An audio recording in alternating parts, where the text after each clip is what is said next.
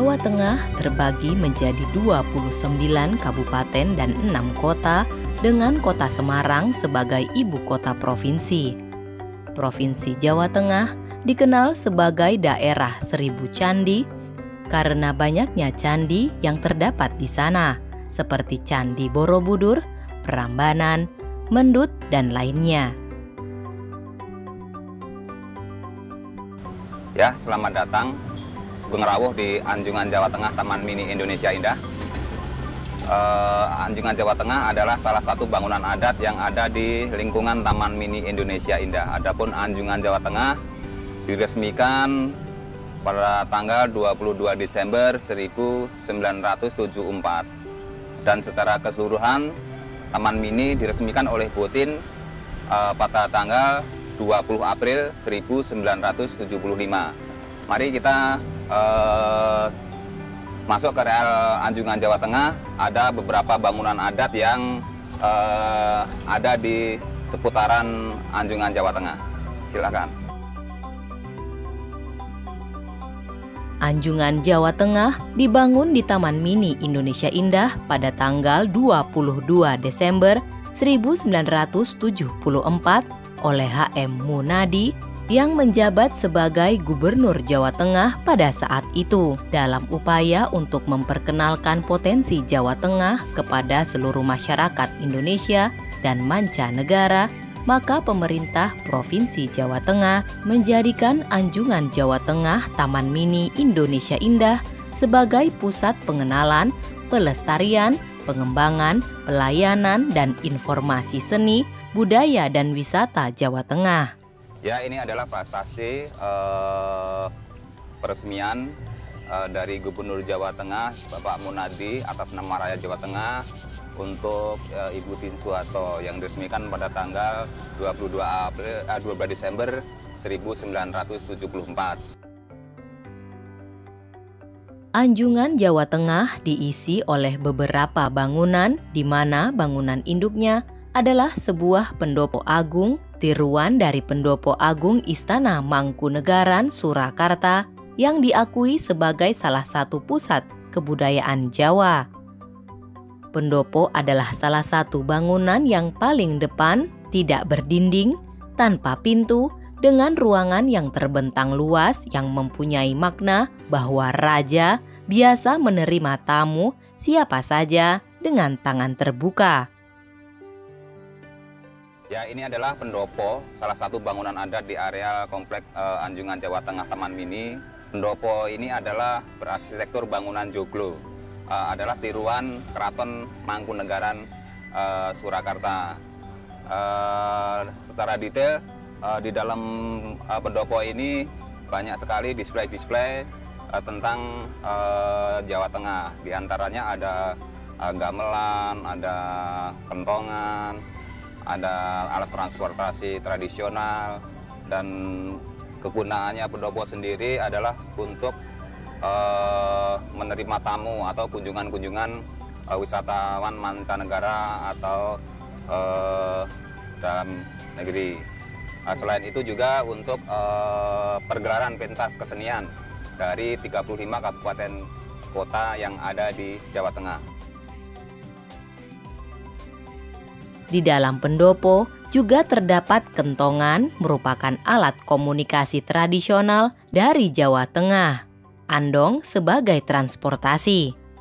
Di depan sebelah kanan bangunan pendopo terdapat panggung terbuka yang berlatar belakang sebuah bukit dengan bangunan makara.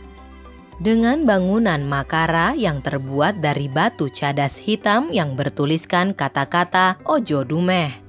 Ya, ini adalah panggung terbuka Ojo Dumeh. Panggung terbuka Ojo Dumeh ini biasanya untuk menggelar event-event besar seperti pergelaran wayang kulit Semalam Suntuk, memperingati Tahun Baru Hijriah 1 Suro. Dan juga event besar yang lain diagendakan adalah selain pergelaran wayang kulit Malam 1 Suro, ada paket acara khusus. Paket acara khusus itu adalah mengangkat sebuah kebudayaan di salah satu kabupaten yang ada di Jawa Tengah, baik itu kebudayaannya, pariwisatanya, kulinernya, atau juga kerajinannya. Biasanya yang ditampilkan di sini adalah tari-tarian atau legenda-legenda yang ada di Jawa Tengah, tentunya sesuai dengan kabupaten yang tampil di sini. Biasanya untuk tampil di sini kita mengundang duta-duta besar negara sahabat yang ada di Indonesia, khususnya di Jakarta, untuk mempromosikan ke mancanegara untuk menarik investor biar bisa menanamkan investasinya di Provinsi Jawa Tengah.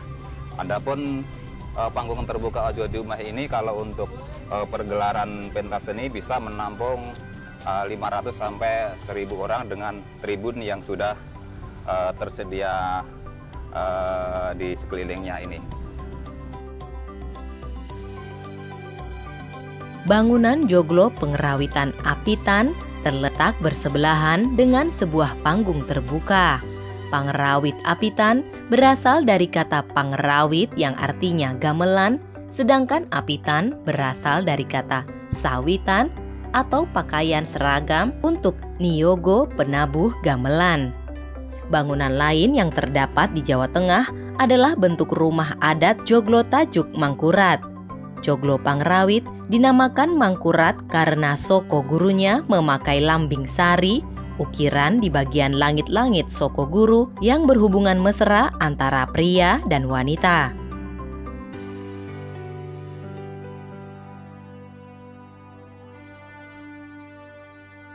Ya, ini adalah rumah adat pendopo Pangerawit Apitan. Pangerawit Apitan di sini sekarang dipergunakan untuk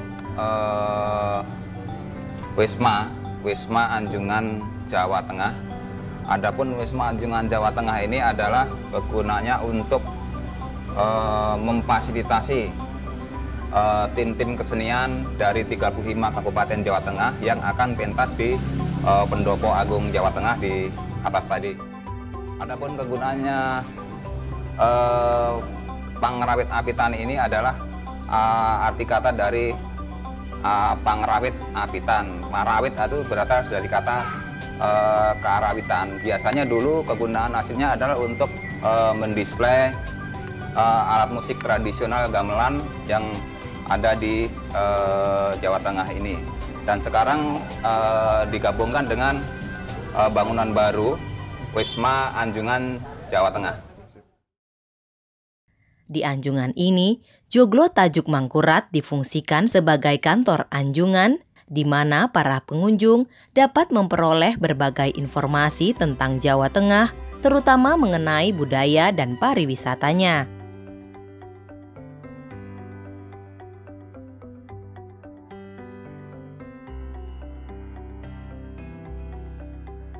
Adapun bangunan adat di Jawa Tengah itu ada beberapa arsitektur. Di antaranya adalah kalau ini arsitektur berbentuk tajuk Mangkurat.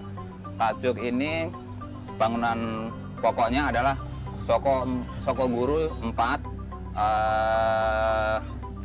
digabungkan dengan pilar yang bersusun. Pilar yang bersusun itu namanya adalah tumpang sari. Tumpang sari itu sendiri artinya adalah melambangkan sebuah keharmonisan rumah tangga. Selain bangunan di Anjungan Jawa Tengah, terdapat 3 replika candi yang berada di Jawa Tengah. 1 Candi Mendut, salah satu peninggalan dinasti Sanjaya yang terletak di Kabupaten Magelang. 2 Candi Borobudur, salah satu peninggalan dinasti Syailendra pada abad 8 yang terletak di Kabupaten Magelang. 3 Candi Prambanan, terletak di Kabupaten Klaten yang berbatasan dengan daerah istimewa Yogyakarta.